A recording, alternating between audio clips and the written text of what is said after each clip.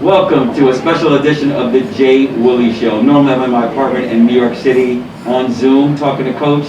Tonight I am in downtown Charlottesville with Coach, sitting next to me, more than 6 feet apart. We're socially distant. Socially distancing, and we are here next to each other to put on the JWILLY Show. Coach, thanks very much for coming out. Thank you for being here. And I'm actually glad that you're here and I get to converse with you. I don't have to converse at home with the family, and I don't have to teach Cameron, so it's good. It's good to be in a different setting, so this is good. It's a cool night. Yeah. Later in the show, shortly, we're going to have a couple of former UVA stars join us, guys that you coached recently. If they show up. If they show up, if they're going to show up. But before that, you know, we got to do a toast because I got water, Mark. I'm out. You know, we went pre-game, so all I got is water tonight. We'll see what that water's talking about in 20-30 minutes. But you know, I have to bring up the glass of wine because the first night we all hung out on the visit, right? The official visit at the downtown grill. Yep. We shared a bottle, me, you, De'Andre's brother Aaron, yep. And look how things turned out. It turned out very well. I can't complain. Can you please raise your glass? I'll raise. Hold on, wait a second. Can you please? And this is. I'm gonna step out and. Big thanks to Erica for bringing the bottle to us tonight. Mark, I'm gonna have to. I told you, I did pregame here. All right, you keep hiding that. That's all right. When the camera's not on you, I guess you'll be taking sips. So, before they join us, let's talk about a couple of things, right? And before we get into the NCAA news that's going to have a lasting impact, that could potentially have a lasting impact on colleges across the country for years. Anything updated? Any news that we should know about that's happened over the last week and a half, 2 weeks? In regards to us? To you guys, yes. Nothing new. We're just steadily plugging away, practicing, trying to finalize a schedule. That's been a nightmare with all the non-conference games, and obviously ACC games are easy to plug in, but the non-conference has been an issue. We're just trying to figure out where we're going to play teams. You know, if there is a quote-unquote bubble that we're going to go to. There's been talk of going to Orlando, maybe going to the Mohegan Sun. Just trying to figure out all of those details. But nothing new. Just waiting to see how these new rules affect us from a recruiting standpoint. And I know you'll get to it, but it was big news with seniors now having eligibility to come back. And we haven't talked to those guys, but it'll be interesting to see how that plays out throughout the country. So 2 new rules NCAA announced last week, right? Yep. An extra year of eligibility for all winter athletes. Yep. Right, so imagine that Jay Huff, Sandhauser could be here for a 6th year. It would be good because if they decide to come back, we'll welcome them with open arms. It creates a little bit of a nightmare when we get all of these current 21s committed, and so you'll be over now 3 scholarships. So instead of 13, you'll have 16 on scholarship, which creates some issue. But quite honestly, I think all of that will work itself out. I spoke to a non-ACC coach, head coach last week. Yep. And we were talking about it, or actually I spoke to him on Friday night. He just seemed so confused about everything. He's like, well, out of the 4 players I have, I'd love for 3 of them to return. Oh, this is uncharted territory for all of us. And not every senior will come back. I mean, you'll have a couple guys that, you know, at least on our roster, I'm not sure what our guys will do. You know, Jay's married. Does he decide to, you know, try the NBA, go overseas, come back for another year. And I think a lot of it depends on the type of years that both Jay and Sam and Tom have. You know, if they have years where they put up huge numbers, we're successful, we win, then I think that helps them. But if you know, we, for whatever reason, wouldn't win as much as we hope to, maybe they all decide to come back. So there's a lot that's up in the air. How does it impact recruiting? I don't know. This is all new. I think those guys are gonna wait maybe and see what the rosters look like. You know, if for us, for example, if we knew exactly what our guys were gonna do, it'd be easy for us to go and tell recruits, hey, they're gone, don't worry about it, or hey, they're coming back. Like, just being transparent, I think, is always the best way to be, but it's uncharted. It's new for everybody. Guys, let's come on in now. Let's have you guys walk in now. Niggas is gonna have our mask on? Order something, bring your mask on. Yes, keep your mask on because you got Coach Jason Williford, who's in a bubble. What up? London. What it do at? Dan. What up? What it do at? Great goal. There was a question mark whether or not you were going to show up. I didn't think I'd see you for another 5 years. That's great. Drado. Put the trash can in. I've seen these guys. I'm hungry though. No, That ain't where you go. Oh, you figured- said that's a. I figure you guys want food. I'm representing too. We were just talking about the NCAA granting an additional year for winter athletes. London, if you had an additional year, the year you graduated, would you have come back? No chance. 4 years was, what I would have already played, or at the end of the tournament? Yeah, I'll do that. Well, years. you might have known midway. You might have known midway through your senior season, through your 4th year, Yeah, I would have left. you were still left. Yeah. So I feel like you've already played at least half of that year. I mean, I don't think you need to come back. You just didn't want to come back and do 3-on-3 closeout. Oh no! If I came back for a 5th year, I wasn't practicing. Seriously. I mean, you gotta think about it. Jay Huff's gonna have 6 years. He could potentially have 6 years. Sam Howard could potentially have 6 years. How good could you guys be? With those guys came back? returning, TJ's gonna have an opportunity to have 5 years.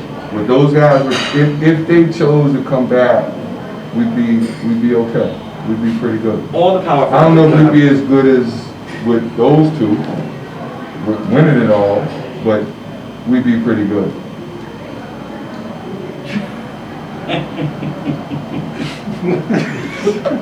Jay, what happened to have you here? It was a question whether or not you were gonna show up. Happy to be here. Dre, how long you been in town? Started. You all? When'd you get back? Yesterday. Yesterday. So You guys are permanent residents. You guys have done. the other big announcement the NCAA made, the ruling they made, was to grant a one-time waiver for transfers. Yeah. If, I can tell you, if that had happened with this crew, these 4, at least 2 would have been gone, and maybe a 3rd would have been gone if that one-time transfer rule was in effect. Before we get to them, does Trey Murphy play this year? I don't know. I don't know. If the NCAA were to somehow say, hey, we'll give waivers for everybody across the board, then we would have to try to do that. But if they don't do that, I don't know. I think he wants to sit out. I think he wants to work with Mike Curtis. He wants to get. But if you get an additional year, why not just play? It makes sense, but the NCAA would have to grant that waiver. And it's something that has to be granted across the board, I think, for any person that transferred this past season. So the transfer rule is taking up. It starts with the guys that, not not transfers currently that are on your roster, but guys that are coming in, yeah. Okay. So, the two guys you're thinking that might have transferred? No doubt Devon and De'Andre. And Ty was a questionable, he wouldn't have transferred because If he has his way, I would have transferred. that I'm not aware of. But London wouldn't have, because London, when did you start? Like after game 3? No, that's what ACC. Huh? That's what ACC. Was it later that you ACC started? play. First game at ACC is when I started. When you started, yeah. But he wouldn't have left. The other two, Devon and Dre, definitely gone. I would have kept calling you. See y'all later. It's all little.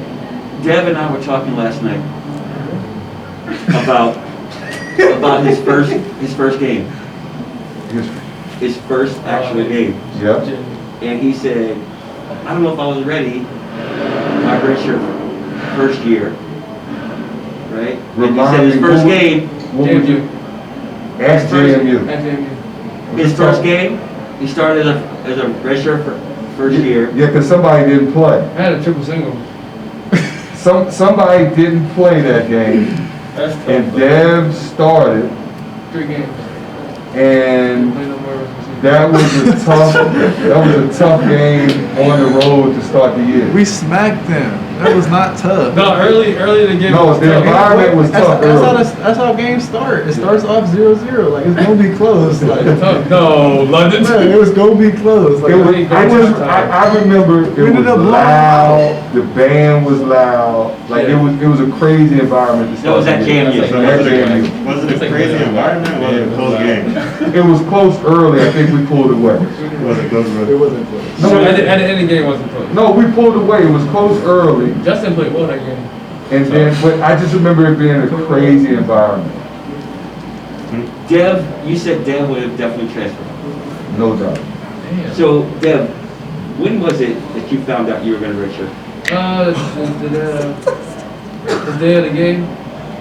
That's No. not, Jay Williford, can you No, please no. that's not. confirm that or right. not? No, That's not a cap. It was the week leading up to it. It was after practice, It was the week leading up to it. leading up to the first game. Yes. It was after practice. And then that day of the game, my parents were on the way. I didn't know that I was not going to play at all, and he was thinking about redshirt because we didn't come to a decision until after that game. We spoke prior to that No, game. after that. Oh yes, before that. Still before that game. Yeah, Like before game the day. Literally Game right day, on before the game day. game. We spoke the week prior. But my parents didn't know because I remember my parents being on the way and then having that conversation. Before it comes It was tough because we had just, who did we scrimmage? We scrimmaged Georgetown VCU? and VCU. Georgetown and VCU? No, I played that game. No, it was after a scrimmage. No, Georgetown and Marquette. Georgetown Marquette. I It- played decent in both of those. It was after a scrimmage, it was after the last scrimmage, and I think we decided after that scrimmage, the week leading up to the first game. Yep. And then but I remember it was game day. I didn't know. It was tough. until that game day. It was definitely game day. Yeah. Because I remember that. It was like Devon, and we would smack the team. And they're like, they're not gonna put Devon in. And then after the game, I was like, yeah, I got ran here. I'm fat. No, I'm just that's crazy. That's not how it went down. That's exactly how it went down. It was. I learned right before the game in the gym that I was not going to play that game because they were thinking about will come to the decision of redshirt. That's exactly what happened. That culture, right? Well, let me ask you, Dad. We were talking about it last night. Did you think you were ready? No. I mean, I thought that I was going to get to a position where I was going to fight for my position. I was going to fight for like where I was going to like get into the rotation wherever it could be. But hindsight, no, I wasn't. No, I wasn't ready at all. At what point do you realize you weren't ready? What was there a specific game or a specific play that happened and you were like, wow, these dudes are just, I'm not ready for this. I don't know. I mean, it was just like in practice, putting 3-3 closeout. I'm getting cooked. I'm just bogging. I'm turning the ball over wild in practice. Not really having any impact on defense. So it's just like, all right, well, how am I gonna play over this dude, and this dude? And it just wasn't coming to fruition. But obviously, competitive nature. I'm like, look, no, I'm gonna fight, and I'm gonna get into the rotation. But it don't work like that, obviously, in college. At what point do you think, okay, maybe this was a good idea? When I redshirted? Yeah. I mean, I didn't really, I mean, I was just always focused on getting better. I But by the time you were the third year, or fourth year, you like, oh, yeah. I was like, just panned out. Just panned out. do you get drafted if you weren't redshirted? I mean, I would have wasted my whole first year, so probably not. It's funny because I think I told you, and I know I told Dre, because Dre and I went out to lunch, but he was going through his red shirt, and I might have told you the same, my scenario. Yeah. And had I had a fifth year, I would have benefited big time from having a fifth year. I played 36 minutes my freshman year. Right. And that's 36 total minutes. 36 total. I mean, that's less than a full game. So Right. it absolutely worked out for both of you. But I mean, it's hard going through that. No, it's tough. And the hardest part is being with Sanchez every day and Coach Mike Curtis every day and going through those, not playing. I mean, the mental piece is the hard part. But I would have benefited, and absolutely you both benefited from that extra year. And you guys, your first year, Devon, London, you guys were battling out for the same position, right? Yeah, but he was just far ahead, way farther ahead than I was. He lied to me. He lied. The only problem that we both had when we would come home and we were talking in our dorm room, like, yo, we are not ready to play college basketball. Are we good? Like, but Just because of the Well, 3-on-3 3-on-3 closeout, and it ain't just you guys. We're going through that now, and you two have been to practice, and you've seen, you three have been to practice, and you've seen what some of the first years are going through. Yeah, for sure. But it ain't just you that struggle with 3-on-3 close. And I don't know how many programs actually emphasize what we emphasize from a defensive standpoint. But 3-on-3 closeout is one of the hardest things to do in basketball. I mean, it's literally guard a guy in a third of the court from a closeout, take away the shot and the drive, but don't get beat. Out of these three guards, was there one of them you said, he's never gonna get it? He's never gonna get it? Top. Ain't even close. Take away the shot and take away the drive. He just got good at pretending he was taking away the shot, but he wouldn't get beat. Did he get better ever? you gotta learn to do it. It's a mind game. No, Learn and drill. It's a mind game. everybody gets better, but it's once you figure out, all right, I trick them like I'm there, but then I'm not getting beat. Just don't get beat. Shit that does not work in the NBA. You gotta pick and choose. Well, You gonna close it up or you gonna run them over? But your game is different because I'm assuming you guys are running dudes off the 3-point line. You could care less about if they beat you. It's just run them off the line. Because the shot blockers. Coach Bennett is like, take away the shot, but don't get beat. It's a hard. I mean, it's a hard drill. I want to go back to me though. I think last year, bro. If we didn't have Dre, I would have been the best on-ball defender.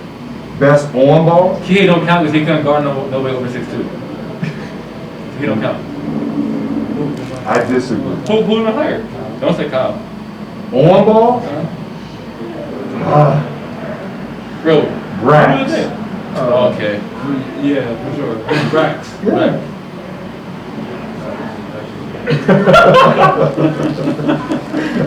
What about Mama? You reach. I don't know. Reach. I don't know. Mama He said on ball because Mommy gonna block some shots at the rim. It's not on ball. He just get beat or go get Ooh, D? He was like Just. Yeah. Just would get beat and just beat it at the rim. Like Just. Because they could recover so well because Justin Anderson couldn't do a 3-on-3 closeout. You beat him and he would just run you down and block it at the rim. He couldn't do 3-on-3 closeout, or he couldn't play defense. He couldn't do 3-on-3 closeout. I'm not gonna say he couldn't defend. He was a good hillside defender. No. London, at what point did you think, from the time you said you weren't ready as a first year, at what point did you say, okay, I'm ready to go now? During your first year? I mean, probably my first ACC game was when my coming out party, and I hit a couple of threes and played well as I started. And then after that, I just was like, all right, now I kind of like settled in and kind of felt like I belonged and kind of just went out from there. So But I feel like that one game was kind of like mine. It was like everything kind of lifted off my shoulders and was just like, all right, let's play. And Coach Bennett talking to me before the game. That was always big too. So I'm telling you that we got the keys now. That always helps too. It's your ball. Yeah. Go play. Yeah, so. Yeah, I think it'd be tough. Say that again? Me and Coach Bennett never had that conversation. I'm just joking. How was it coaching these guys? How was it coaching them? It was good. It's a very vague question, I know. No, but they were all super competitive. Ty Jerome would cheat to win anything. Damn cheap more than anything. No. You would cheat, but they were all competitive, and I like that. Like, I like tough, I like competitive. I struggle with soft. And none of these guys were soft. London's IQ and feel was big time. I still think he's one of the best we've had, along with Ty, in regards to feel and IQ. And Devon's work ethic, and just, he was relentless and wanting to be on the floor, and he did a little bit of everything. And then De'Andre's versatility, I thought, was the difference. And I've been with Tone for 12 years. I thought the difference for us when we took it to another level was his ability to guard multiple positions. When we could switch, because before Dre, we never switched anything. It was guard your guy, hedge, get back, and we give up. I mean, we give up some opportunities, on ball screens in particular. With De'Andre, his defense took us to another level. He could guard 1 through 4, and I thought that was the difference in us making the run we made, and having a guy like Dre. And so, we had Akil, we had Darion, who were great on ball screens, but they couldn't necessarily switch. And maybe if we let Akil, those that played with Akil, he might have been able to do some of what Dre did. We just didn't do it. That wasn't our philosophy at the time. But I think Dre's ability defensively, not just what he did on offense, but his defense was big time. Dre, 2 shots I want to talk about. Purdue, the one-on-one move you make in overtime. It was just like, The no charge. I'm just going to get to the graphic. I'm just going to score this bucket no matter what. Like, the play was called for you clearly. Yeah. Right? Are you in your head going, I'm just going to go over this guy no matter what because he can't guard me? Nah, I knew he couldn't guard me, but also I don't think I was did anything for the majority of the game. So I just was like, in my head I was like, I'm gonna score, like no matter what. I was gonna find a way to score. Like even if I had to run the move, I was gonna see the ball go to the bucket. Yeah, you really did. Hey, Mark, I want to say something because Dre, and you admitted to it just now, like you struggled that game. And you said something to him, Ty, in a timeout in that game where you was like, hey, we need you. Like, come on, let's go. And so, like, we often talk, you guys, you hear it all the time, we talk about player-led teams. Tony's always big on that. Like, coach-led teams are good, player-led teams are great. And those guys, like, you took control of the huddle. We're trying to snap you out of whatever you were going through, and Ty just said, look, we need you, let's go. And for whatever reason, you responded in overtime. So, I thought that was you. What was the play call to tie up the game against Texas Tech to send it overtime? Was there a play call?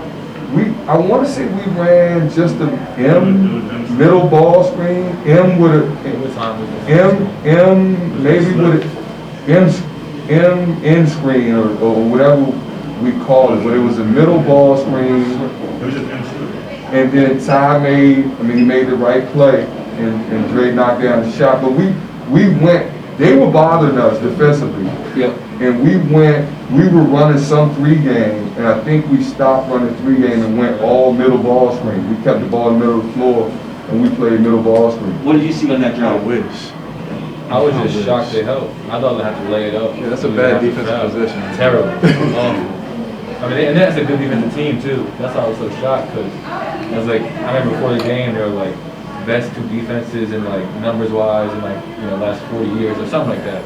So that's why, but their whole thing is based on like pushing it down and running over from the weak side. I guess they were so used to it that was just natural, and everyone just ran in, and I was just shocked. Yeah, so they always iced on one side, and they switched a lot, and we stopped.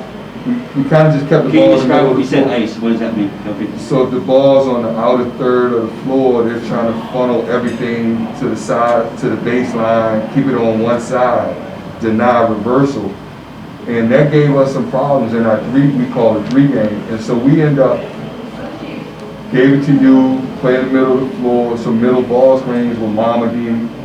And even with Brax and Dre, because we went small that game. I think both Dre and Brax played, we were really small. And so we just middle ball screen. I guess I do ISOs and stuff. And we got you some elbow catches, some flashes, I think. And then they just made plays. I mean, they made plays to their credit. But London's mumbling. I can hear him over there. He wish he had M back then to play middle ball screen. But we revolved from the time London and Dev were playing to when Tosh. Did you think you were going to be that open? I didn't know. I thought there was no way. But we also ran that play, that was like the 3rd time we ran it. Like that same. Yeah, and Todd missed the floater. And he missed the floater. So I was like, there's no way I feel like they were just gonna let him shoot the floater, like just live with it. They helped every time. Yeah. And so when you released the ball, did you know it was good?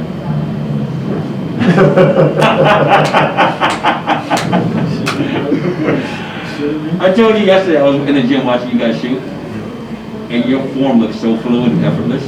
That's how it looked on that shot. And I'm watching, I'm 25 feet behind you when you took that shot. It looked like you was guiding on the TV though. It's a natural, bro. I couldn't even imagine in a football stadium, like. Oh, bro. That was, you probably had to adjust to that. I couldn't feel nothing. Hey, but I felt It's just a good question, man. I felt like these guys, I thought y'all shot okay in that big stadium. No, they like, did. Before I did, she was. But I think, We all did. Everybody did, yeah. Here's why. Here's why though. No, for real, he had big shots. I think because we play Syracuse every year, I think that helps. Playing in that dome, it's just a different background. I think having to play Syracuse helps us. That's a fact. It helped us in that stadium, I think. You think that game at Houston was like one of the best offensive games ever that we had? Clearly one of the best shooting nights between you two, and Kyle. I don't think we missed for a long, for a stretch of time. It was up like 4 with like 12 It was minutes one of left. the best shooting nights I'd ever seen. Bro, And it was a close game. It was up 4 with like 12 minutes left, and then with And like then 6 y'all minutes left, it just was shot like 30. the lights And they out. did not, they scored like twice. It was unbelievable. Yeah. I got a question for him, Mark, before you go. I want to ask each of them, what was the biggest adjustment? High school to college, and then college to pro? I'll start with you. I think high school to college is the first time you're playing against men. Like in high school, it's like usually the strong dudes can't play. You know what I'm saying? You get to college, it's like you playing against 22-year-olds, 23-year-olds, and shots become more consistent. Like when you can play in college, you don't really miss open shots. I think guys just get better, like older, faster, stronger. And then the NBA is the same thing. It's another jump of better, faster, stronger, more skilled players. Then you got to select 15 people in the world Who's just superstar? Unreal. Right. So yeah, it's just obviously there's also off the court stuff in the NBA too, but I think just the next level is just another level of skill, physicality, athleticism, and the jump. Just I think it's bigger from college to the NBA than high school to college, but I've heard different. I think coming from high school is like you're probably the best one on your team, and then when you get to college, it's like you got the best of everybody from everywhere. So it's learning how to play with good guys, learning like where you fit into the role, and that's where you really see how good you are early. So I think it's learning how to do that. And obviously with everything you said too as well, but then when you go to the NBA professional level, the physicality and the speed is so different. It's like guys are just you playing against real men. Yeah, and the game is so fast. You really got to catch up. For me, I always have to say from high school to college is definitely the physicality. Because I was skinny coming here. Like you said, it's like you're the best player where you from. Like it's not even close. So when I got here, I was going against Mariel, dudes who've been here, like working out, know the system and all that, so they was killing me. But from college to the league, I would probably have to say probably the speed of the game, especially coming from here. It's not getting up and down like that, but in the NBA, every team is trying to score in the first 8 seconds of the shot clock. So I would definitely say the speed of the game. Yeah, I mean the physicality for sure from high school to college, because that's like the first time you actually like lifting, or like having a lifting program. I know in high school you do like a week, whatever you can in PE or something like that. So like, other than that, you finally get to be around like Coach Curtis and getting big, like everybody gets stronger at that point. And then yeah, I have to agree with Dre. The pace of NBA is just completely different. Obviously, coming from here is a little bit different, but it's just everything is just up and down, running, sprinting. Really no plays. Like all the plays is just reads, like reading off of pick and rolls and reading off a couple of down screens and stuff like that. But It's early action. yeah, a lot of early action. So yeah, just the pace and just I think that was probably the biggest. I ask you guys that because I tell recruits the biggest thing, the adjustment is the physicality, going from high school to college, the physicality, but then the speed of the game. The offense, you know, if you can play, you'll catch up. But then from the defensive standpoint, it's just you guys have heard this for years. Stay continuous. Like you can't just make one effort. And I think the biggest thing is like, all right, I gotta make multiple efforts all the time. And I think at least I never played in the league. I played overseas, but from high school to college, like I got away with murder in high school because I could make one effort or two efforts and I was good. Either we got a steal, we blocked the shot, we were gone. That ain't the case. Like you gotta keep playing, you gotta stay continuous. And then like you guys play 24-second shot clock. It's like down the floor, quick action, and then let's play. And then I can't imagine playing against the elite of the elite. I mean, that's just a whole nother level. I also think it's the fact of what's a good shot in the league and what's a bad shot. Because we talked about during the closeout, and he would say like, as long as you act like you're there, like you guys won't be that mad. You know what I'm saying? As long as you showed your hand. In the league, it's like most guards that can really shoot that thing. Like, well, it's a make or miss league. Like those dudes make contested. That's what y'all do. Y'all make contested shots. Whereas in college, a contested shot is good for us, right? yeah, it's not like guys would make it. It's a lower percentage. That next level is a different thing. What was the? I'm sorry to ask all the questions. Keep going. No, it's just this JWILLY show. What was like college class and all of that? Like how was the adjustment at being a pro with no regimen? Because there's really no regimen. Y'all are kind of on your own. What was that adjustment like? It's a big adjustment just because you definitely have free time. Like as much as you say you spend it in the gym, like you can spend a lot of time in the gym, but even then it'll be like 3, 4, 5 hours max. Especially during the season, you're not spending that much time in the gym probably other than recovery and stuff like that. So but for me, it was just trying to figure out how to keep my mental sharp and do stuff like that because you got, especially if you're alone or whatever, and you don't have family out there, like you got a lot of downtime to just think and do a lot of stuff. And so yeah, just trying to figure out how to keep that sharp. Which I started reading books for the first time. That's how much free time I had. So that's a first. Yeah. We had to beg you to read books Hey, when man, you were in school. I got a diploma, so it don't even matter. From UVA. Exactly. What was your adjustment like, Dre, in regards to that? I mean, mine was pretty easy to be honest. Because I don't necessarily do anything, but when I don't have free time, when I do have free time, I do the same stuff. So. And also, my mom's in Atlanta with me, so if I actually did get bored enough where I was like, I'm bored, like I could just go see my mom. But for me, I don't do much, so I'd be chilling. So you enjoyed no school?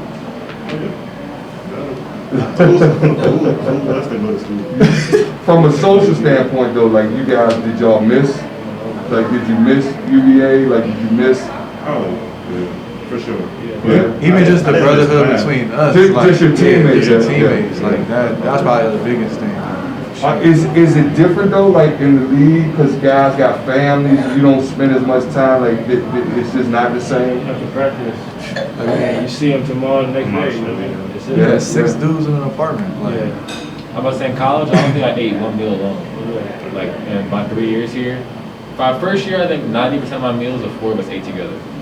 And then next year, like I don't think I ate one meal alone in college. The league is just like, I mean, it's pros and cons because like you gotta learn to be alone, live alone, and like sometimes the alone time is cool and you enjoy it. So it's pros and cons, but I think you just miss especially coming from a place like this. Because like I don't know how other colleges work, but I feel like we're one of the closer, like most close-knit groups in the country. When you come from a place like that, and you go to a team, or you go to the NBA where like half your teammates got families, and after practice they want to see their kids, and you shower and go back to your apartment the first time you go to work. I mean, it's pros and cons. Like I said, it's not like a bad thing, but you just miss the weather. The paychecks help, no doubt. Yeah? Yeah, I mean, it's tough. Well, my first one was in Australia, so I'm all the way, down under and away from my family. The time zone is way different. All my teammates got, their family life or whatever the case may be. So there's a lot of time you can either work on yourself or be in your own head. So I mean, I spent time doing both. So to be honest, I mean. No, trust me, I was in Iceland and Korea, so it don't get much worse than that. I was in beautiful Australia, you know what I mean? So I was able to be able to see some stuff, but also just a lot of stuff, a lot of time. You guys all brought up the brotherhood, your tight-knit culture. No, I was so amazed by it when Ty's first year, you was the fourth year, how that's passed down from guys to guys. And I remember the first time you were coming home, and you're like, I'm going with Dev to Virginia Beach, and I'm gonna fly from there. And I was like, that is so, as a parent, I'm so happy, I feel so good about the position he's in, that he's protected, that he's in a good place, that he's got great friends in school, because as a parent, you always want your kid to be happy, right? And I feel like you, I don't know if you were the lone fourth year that year, or one of them, but I felt like you created this culture that was passed down from the coaching staff. But it was probably going on for years, right? Every year. I'm not sure, I don't want to say we take a whole lot of credit for that. I think it's the pillars, coach tries to instill those pillars, but I think those guys from, Sammy Zaglinski to Will Sherrill to Mustafa to those guys who before them, Malcolm and all those, like it's just, they've instilled that. And I think you embrace those and then you pass it on and you try to pass that on to Kihei and he's trying to do the same. And it's, you hear the word culture all the time, but it is that. Do you see a difference from year to year at times within teams? Yeah, I mean, and how that impacts the success of a team? Yeah, because there's different leadership styles. Like London was not as vocal, but he worked. Ty was vocal, and he jumped dudes, and he had to learn how I can't jump him. I got to put my arm around him. So like he had to learn a leadership style. Dev had a leadership style. Dre listened to Ty.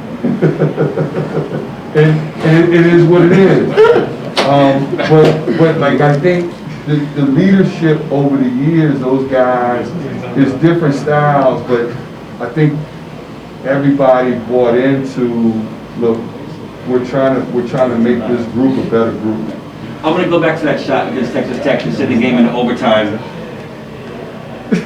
You guys, your relationship, everybody knows is, first of all, I was hanging out in the car with you guys today, and I was like, oh my gosh, I can't believe how you guys act like little 5-year-olds sometimes, right? So nothing's changed? No, not at all. Nothing's changed. Nothing's changed. And I can't believe if I ever acted like that, I got to smack myself in the head. Did that play a role in your relationship in the past to Dre, and you catching it and knocking it down, do you guys think that that played a role in your relationship? Or you think that was, you would have made that pass to anybody? Well, swear. I mean, then you gotta ask him that because he would have passed that to whoever else was in the corner. I don't know. I mean, you gotta make the pass to anybody, but obviously it's like, it's a confidence thing. But know each other so well. Yeah, like if it was the roles were reversed, and like let's say it was Halftime. well, Halftime. Yes, you made a good pass at halftime and closed out the first half.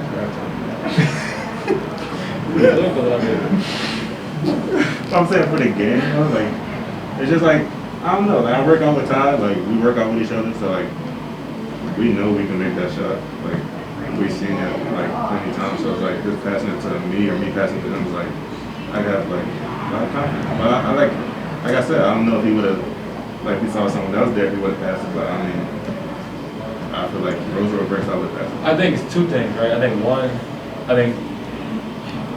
honestly, like in all seriousness, the team we had that year, like the 7, 8 guys that we played, everyone believed in everybody. So like whoever you see making that pass, honestly, that's honestly. But obviously, I think how close me and Dre are, it's cool that you look at the highlights and you're making that pass to your best friend. Like, that's cool. You know what I mean? They're like they're like kids. It doesn't end. I thought this ended. I was with him today, today, bro. got the music all the way up, just telling jokes nonstop. I'm like, oh my God. Turn down I'm like, I feel like an old man. Turn down the music. Stop being so silly.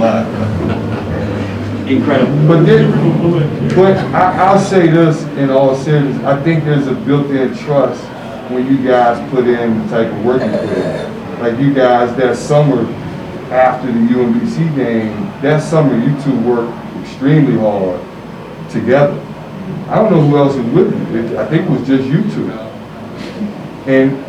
But there's a trust that I know if I make this play and I throw it to him, he'll knock it down, or at least I got confidence that I can throw it to him and he's ready. I think it was. I mean, yes, their relationship, but they put in a lot of work over the summer. Did you have a welcome to UVA moment? Or what was your welcome to UVA moment on the basketball court? Shit, when I got here, Your first game was kind of ugly. it started way before that though. Way before that. Who was that first game? UNC Greensboro. It was ugly for me, not for the team. When we first got here though, I was coming off hip surgery, double hip surgery, so I haven't ran in like 4 months. I get here and we're going to Spain, so we're doing full practices in the summer, like no adjustment time. Like we're doing full practices, and I'm coming off hip surgery, like obviously throwing through closeout, getting up and down. Like I'm trying to stay healthy. I'm in the training room for like 2 hours every day. Remember you guys used to yell at me, like, hurry up, we're trying to eat. Right. That's right. It was a lot that summer. But like no lie, like they made it easier for sure. And in my first game, it was ugly as hell. And I thought I wasn't gonna play ever again. But I remember we was in the car too, and he was telling me like, yo, last year Dad didn't play till like ACC, then he started starting. So like they would tell me like just keep going basically. So. Jay, how did you stay positive? Were you able to stay positive your first year? Redshirted? It was tough. I'm not gonna lie, a lot of days I did not want to be there. But I mean, at the end of the day, I just looked at it like I gotta go through it. I could have left, like I had the opportunity to leave, but I was like, I would have felt like soft, like for myself, like if I just like redshirted and then just left. Like I feel like that's not like the person I am, so I was like, I'm gonna just go through it and we're gonna see what happens after this. What were the messages from the players, from Big Brothers and your coaches? So I remember we went to dinner. Oh my God, BJ's. Yeah, we was at BJ's like the day that. Who's we? That's what. When TB had told me that I was going to probably redshirt, and I don't think I said a word like the whole dinner. And then at the end I was like, yeah, like probably redshirt. And then I think Dub was just like, yeah, bro, like same thing happened to me basically, like just keep your head up, like you're gonna be good, like just when it's the time to play, just hoop. I was probably hot. I was probably sitting at the table mad for you. definitely but yeah, he was just like, just go hoop when you got the chance. And that was it. Yeah. What do you think about the red shirt now? You think it would matter whether you redshirted or not? I think it definitely helped me, for sure. I don't know if I was ready to play. Who knows? But I don't know. I think it, I mean, in the end, you can't say it didn't help me, so definitely I would say it helped me. I think I was talking to Orlando Vandross on practice. And he told me at the practice, he's like, I think it was your red shirt. It was either your red shirt first year. No, I think it was the start of the your second year. So your red shirt sophomore year. And he was like, Dre really could be one and done, if not two and done. And I was like, he's that good? He said, yes, absolutely. Yeah, he's completely. That means he could have played my senior year. If he's a 2 and done, he could have played my senior year. When Austin went down, bro, your senior year, He should have played. and like if we would have known, because remember even your redshirt freshman year, we didn't know right away like how to use you as like a 4/3, and like you was like struggling. Like I was struggling too, but like we were both struggling. And then once you said, I think it was at Virginia Tech, it was like we're gonna play Dre before, and then he went. You had a great game, and then from there it was like. Well, it's funny that you guys bring that up because I recruited you and I watched you play and I know Coach. And I said to Coach, I think Dre's more of a true tweener, like a 3-4. And he and Ron saw you play and you played out your mind in Vegas. And he's like, we found a 2-guard. He's a 6'7" 2-guard. And I said, are we talking about the same? I said, are we talking about the same guy? I said, because I think Dre's more for tone. I think he's like he'll have to play both forward spots.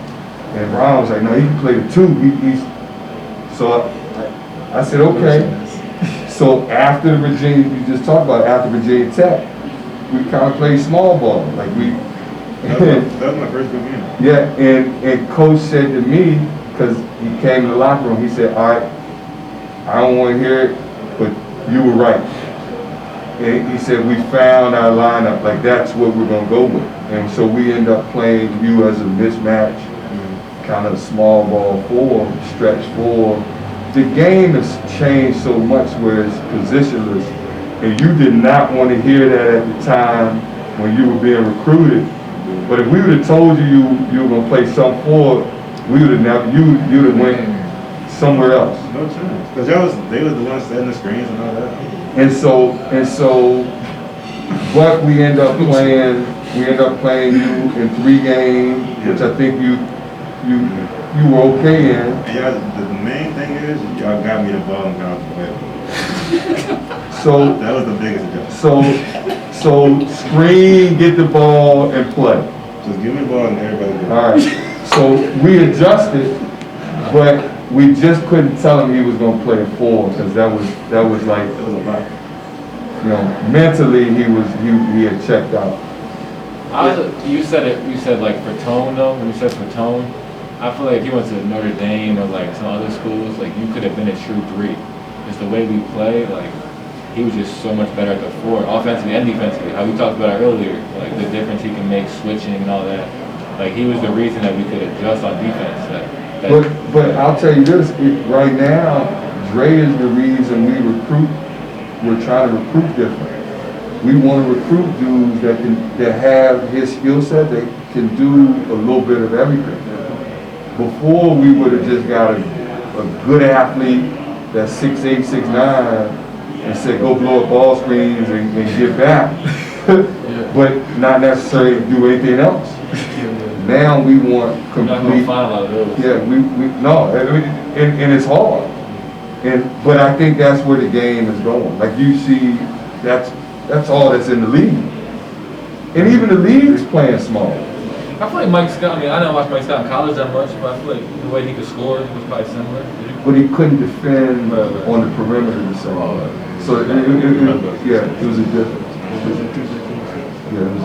Len, I'm going back to your 4th year. What were you had great teams and you had great success your first 3 years. Going to your 4th year, what were your expectations, and was there disappointment? Like, Yeah, for sure, disappointment.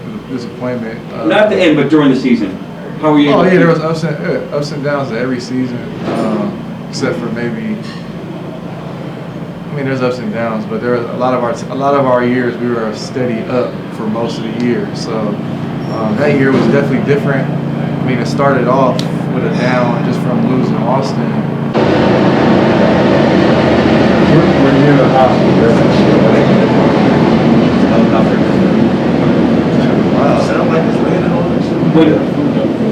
When Austin Nichols was ineligible, were your thoughts like, okay, we'll still get through this, or were you like, oh, this is a big I thought they blow? was gonna let Dre play at that point, to be honest, just because we needed another big. I felt like, and I guess he didn't know that he could play the 4 yet. So But at Dre, so at that point, he was a guard.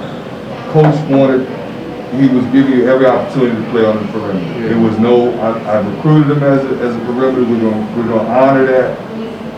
And then eventually, as that year progressed, over the summer, over the all season, it's like we may need to just try to move him around a little bit.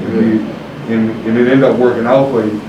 But at that point, we weren't even thinking of moving into that spot. I mean, we were still good. We still had a good team. We still ended up winning games. I mean, obviously we went outside, but it happens. Everything comes to an end, and I did everything I could to try and lay the foundation for dudes like Ty and Kyle and Dre, and they finished it off for us. So I'm not even mad at it. You know, before we get to that, I wanted to say they brought it up, but I thought you talked about Spain, right? Going to Spain. I thought the Spain trip made us a tight For sure. Like we bonded and we had a great time. Not just basketball, but I think like just getting to know each other. We bonded in Spain. We had a good time. Yes, we did. And we didn't finish it the way we wanted London senior year, but I thought that trip brought that group, especially the returning guys, made them even closer. And we threw Dre in the Mediterranean. He couldn't swim to save his life. And we with the life vest on, we put a life vest on him. We're on a catamaran in the Mediterranean. That was one of the best times I had. For sure. We're on a catamaran in the Mediterranean. Dre's got a life vest on.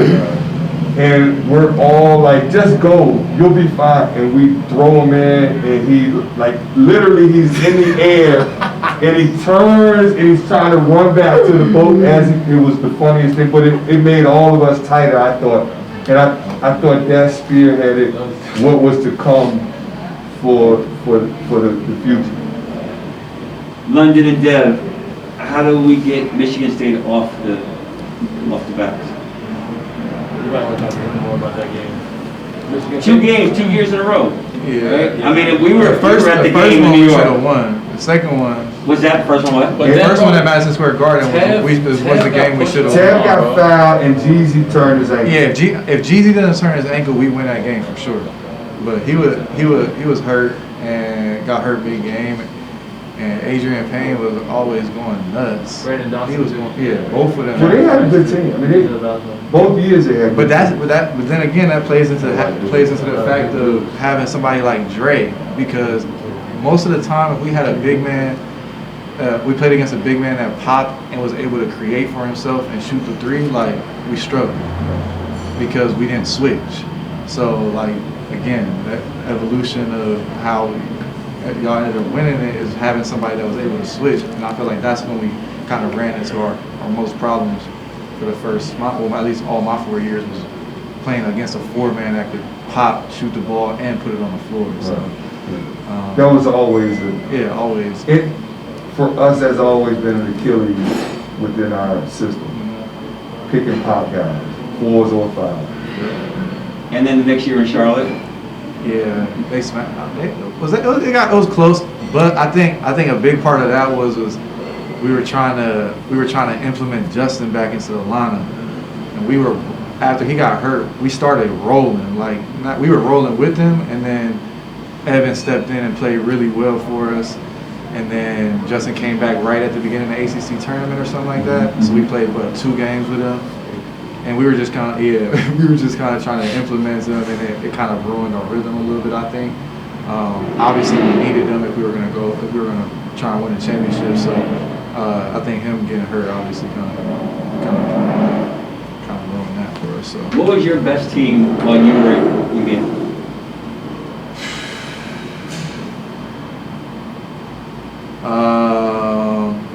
Man, I'll have to say my first year, to be honest. Well, my first or third, I don't know. Your first year, we finished the year, where did we end up going? Sweet 16. Sweet That's when we lost. That's the Michigan State. Joe, Malcolm, Just, Toby, Kill. You take that team over the Chicago team? I think I was better my junior year, so that would be the only reason why I would say my junior year. But I feel like top to bottom, our first year team was probably a little better. With Joe? Yeah. I remember that team was so good. I just remember Kill guarding the Barton Barton. In the ACC tournament? Yeah.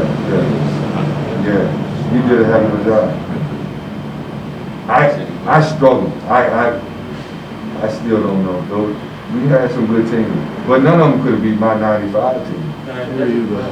Dev, what do you guys say about that? That's a bet. Which team of yours would have beat the '95 team? I'll always go with the team I'm on rather than somebody else. True. AKA all of them, right? Any year? Jay, who's gonna guard you from Bet that on team? yourself. From who team? From JWILLY '95 team. Not Jay Willie. I hope it's not Jay. I'm locking you up. Jay, you man. would foul out. And I'm hitting you in the chest every time. The rules were different now. So which year we playing in? We playing in the '95. All right, so playing the other year, you fouled out. 2 hands now you put on in college, automatic foul. You can't do that. No, I've even admitted that the championship team would have beat the '95. Oh, yeah. Even just the way Did that they say they that? played would have You think so? frustrated them. The championship like no other. team beats the '95 team? For sure. That's the best team of all time of UVA? I don't know think about that. I don't know about I don't that. think that. I won't say that because some of Ralph's teams were really good, but I think they beat only because we were inside dominant with Junior Burrow, and the post trap negates any interior. Like you guys, no one has beat us on the interior. So you're talking about coaching being a big factor? I'm not necessarily coach, just system.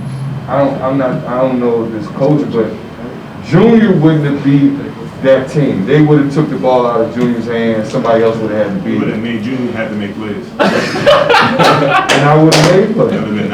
But we also had Corey, Harold, Curtis. I mean, we had a couple really good players on that team. Like I wouldn't have had to make plays.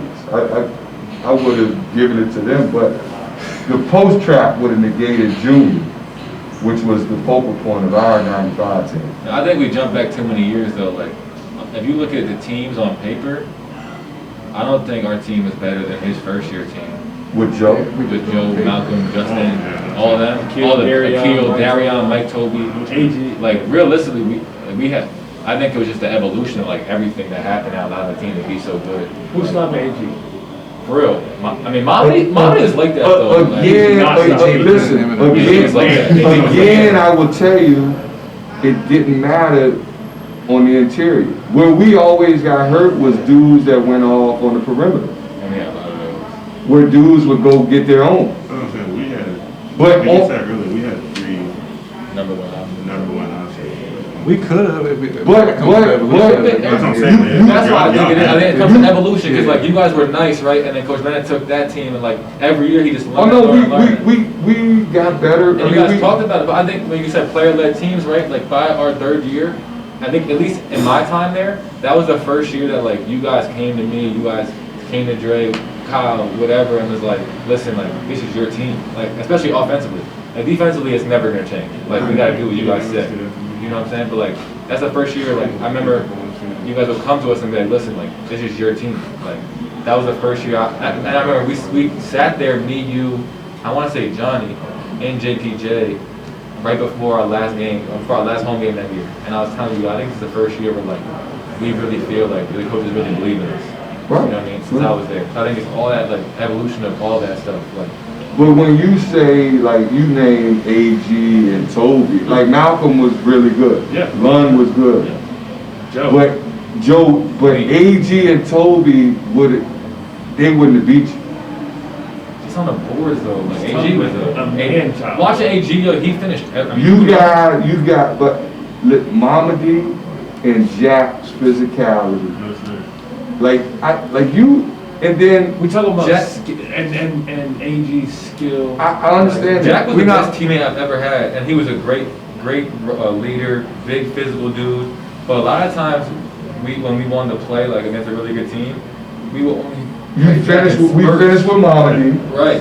But Dre would Not guarding have, AG. huh? Not guarding AG. But we would have done. That's what I'm saying. It's hard to compare because of the evolution of the teams. Like if we was playing the way that Ty played his third year and played I ball will screens and admit, stuff. I'll admit this, Ty, I have, and Dev, you could attest to this. I will say, if we gave London and Malcolm more ball screens, that could have been a different, That's a that could have been a different animal Argument. from an offensive standpoint. At what point, and I know you guys are excited to talk to each other, and I'm really happy about that. At what point do you guys say as coaching staff, we're gonna go with more ball screens? And why? So we went to what we went to the ball screen stuff. Ty, you can attest to the Dre. We went to the ball screen stuff immediately after UMBC because UMBC we struggled to score, and we had two offenses, pretty much. That was it. Sophomore year, we had We had two offenses. Which were? 3 games. That was every year for me. So we decided The block remover? Adjustments at? I don't want to give it away, but I don't want to give what we call it, but we had two offenses. And then we decided we needed to do something where those didn't work to give more ball screens to guys that could use ball screens. And London would have thrived in that, and so would Malcolm. Look, the other offenses we had were pretty good. It got us to Elite Eights and Sweet 16s and won ACCs, but UMBC woke us up to, when that ain't working, we need to have something else. And we need to play to the strengths of some of these guys, and we end up going to more ball screen. And so the last few years, we become a lot more ball screen dominant. Now, what were your thoughts about watching, what were you thinking watching the Final Four run? Or the Elite Eight, the Sweet 16, Elite Eight? I just wish I was there, to be honest. And you tricked me too, by the way. That picture. So I gotta tell the story. I gotta tell the story. Lon sends a picture with him on the floor, and I'm like, wait a second. I know I saw everybody that was in this picture. I don't remember seeing it. I'm like, what'd you get? He's like, that's Photoshop, JWILLY. I wasn't there. He completely. I wish I was there. Yeah. But I missed the Purdue game. I had to rewatch it after the fact. I was playing in France at the time, so I was just looking at the game cast of like play-by-play, and people just hitting me up. So I was a little nervous with that game because knowing people at home, they just get overhyped over every little thing that happens, and so Masai, everything that happens, he would take me, yo, what's going on, man? What they doing? I'm like, I'm not even watching that. What you want me to do? But I just wish I was there. But I felt like what had happened the year before had just prepared them for that whole year. So I said, if we would have lost to Purdue by Carson giving us 40, then that was meant to happen. But I knew once we got through that, I felt like it was already ours for sure. We just needed to get over that hump of getting to the Final Four, and I felt like Purdue gave us everything that they could, and if it was gonna stop, it was gonna stop right there. But once you got through that, then I was. I still say that game was one of the best I've ever been a part of, watched, seen, like NCAA tournament games ever. A game of so The high Purdue level. game. It felt like a pro game, like in terms of guys not missing really. It was just like that. It was a stretch, right? It was just like, It was three. And from an atmosphere standpoint, it was all Purdue. it was. It was. And I pro said that, Purdue crowd. I said that this is gonna be a huge Purdue crowd It was to unbelievable. you before the game. You're like, no, because Purdue, Tennessee, That was split. it was split. That was It was split. absolutely split. And Oregon, UVA, there was nobody there. No, They but thrive, but that's what we like though. We like to play in away games where where it's the other team and just being able to silence them. So Like I knew this- they was gonna thrive in that. this was Yeah, they wasn't- 22,000. I seen the pictures. I seen And it. it was It was Louisville. 20,000 Oh, yeah, Purdue. I know. Like easy. I still think the funniest story Those are of the all best that, games right there. Those the are funniest fun. story is Kyle Guy's stepmother talking about she had to go to the custodian closet and hide in the custodian closet because she couldn't watch the game. That is hilarious. That's a funny thing. Deb, I feel bad bringing this up, but just hearing you talk, the language you're using, you guys are such a family that, London, that you're talking about, you're saying we, as if you were part of that team, which I think is so special, right? And all those guys feel that, and all those guys always talk about the guys before them laying the groundwork, and that you guys are all part of the family that actually won. It wasn't just the 2016 incoming class that won, or whoever was on that team. Shoot, I lost UMBC too. We're gonna be real. Anytime I wore my Virginia stuff, anything, like it didn't matter. Like it was like I was part of that team. Like That's I just still- great people- humility, bro, because he doesn't even admit he lost UMBC. So go ahead. Deb, you were there for UMBC, but not there for the championship. I was there. I was there at the game. I mean, that counted enough. I just wasn't able to play in it. Right.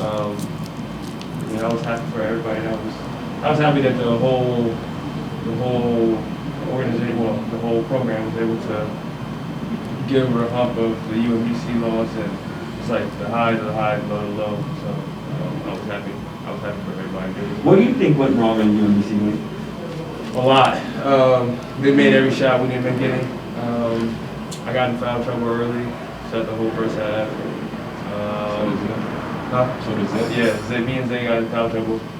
They played, I mean, honestly, if we're being honest, like, we played them 10 times, we beat them 9, they beat us that one time, in my opinion. But, I mean, hats off to them. They played a hell of a game, and they deserve that win because they outright kicked their ass. So, What do you think went wrong? Everything Dad just said. Anything else? I think it snowballed on us. We got to the point where I think we panicked. These guys talk about me blowing up in the locker room and how I don't think that helped them. It wasn't so much coach. I mean, I went crazy in the locker room. Halftime. But I went crazy because I knew I had been UMBC as a coach at American and at Boston University. And I knew what those kids were thinking because we were that. Like we played Villanova, we played Tennessee.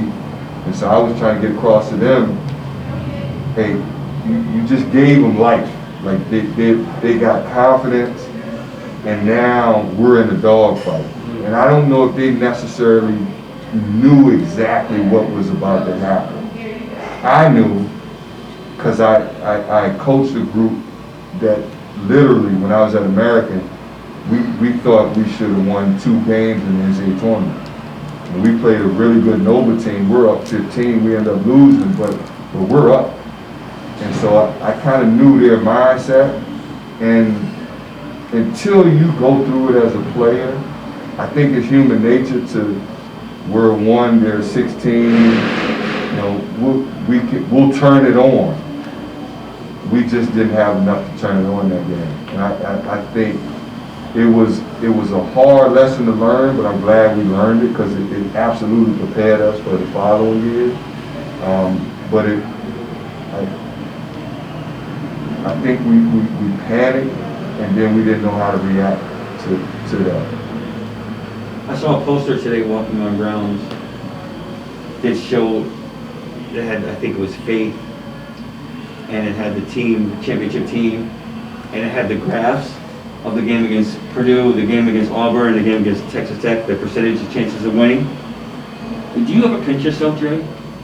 Like, did you guys won that year? Now it's like that, but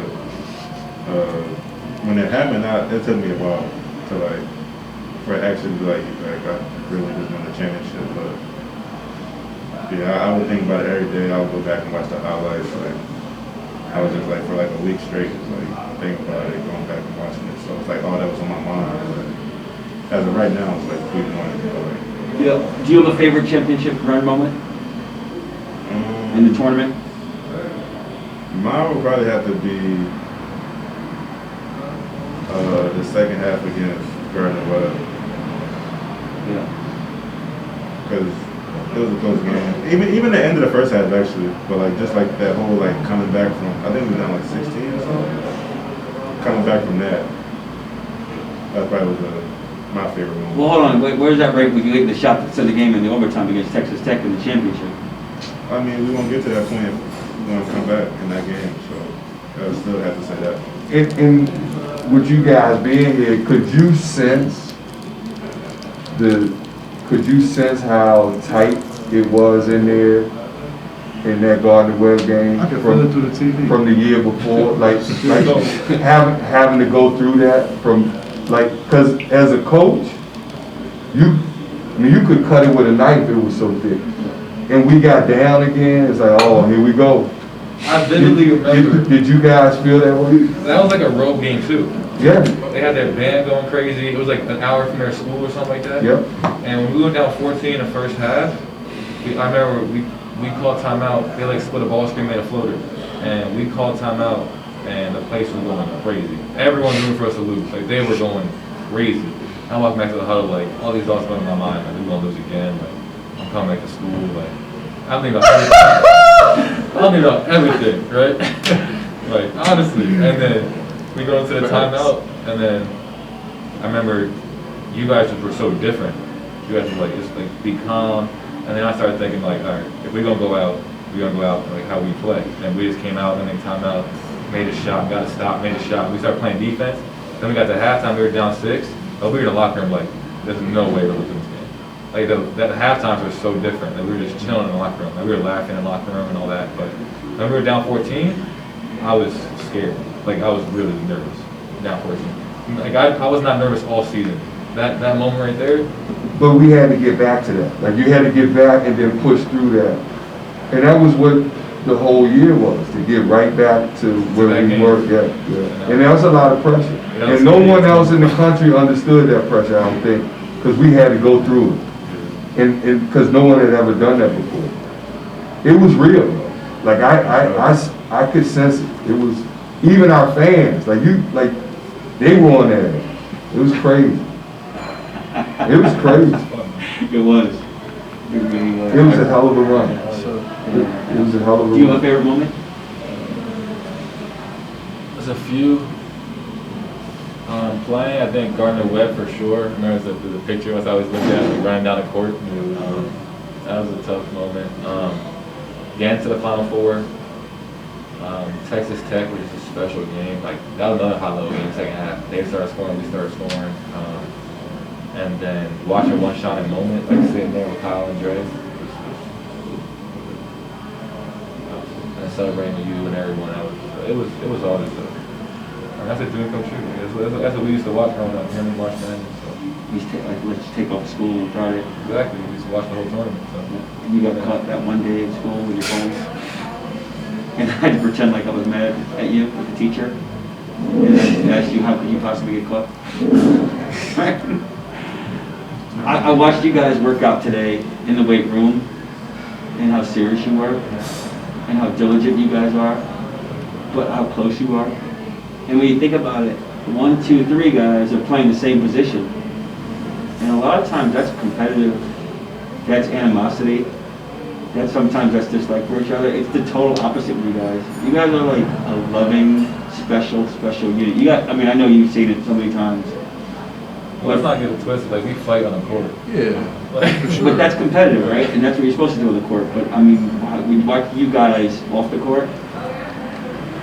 Yeah. I'm amazed. I mean, outside them lines, we family. So I mean, regardless of what we do on the floor, whatever, you can't change what happens off the floor. So basketball is basketball, but these are brothers forever. So We want what's best for each other. We want everybody to get better. That's why we in the weight room. We hope everybody these off-season games propel us to the next level. Or these us in the gym all working out. We're just trying to make each other better. So that's all it's about. Not to be crazy hokey, but you guys have really created something special. good job, JWILLY. Yeah, I don't know. I just follow Tony's lead. The only thing that I hope we do is, you guys know how much I love this place. Like, I talk about my playing days and my teammates and all of that. I just hope that at some point they understand what it's like to have the same type of appreciation for the university and the program. I think they do. And at some point the pillars mean something to them. It means at different points in your life, it means different things to different guys. But I hope that at some point they embrace those things, and they become better men, better husbands, better fathers because of that. Well, they're all four back, right? And consistently come back. Yeah, no So there's doubt. clearly something special about this. Now they come back. Hold on. They come back. Yeah, we'll be done. they come back, but they come back not. They come back for Damon and Mike Curtis. And I don't even know if y'all guys have been with Mike. We can't. Hey, we in practice? Yeah. We can't. That's the only reason why I be in the gym right now. They don't come back to see me. They've been in town for weeks and I ain't heard from them. Especially that one. Which one, Dre? Can you please call JWILLY? Bring it in. Can you please call JWILLY and have lunch with him? I got I'm working it. You be on three. Together. Family on three. Yeah, 1, 2, 3. Before we go, I have to thank one person, Danny Alter, alum from UVA. I want to say early 90s. Great dude. He and his wife MJ makes these masks.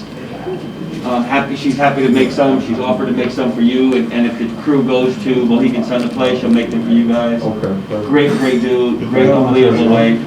Guys, thanks so much for coming down. Appreciate it. Gentlemen, thank you. I know you guys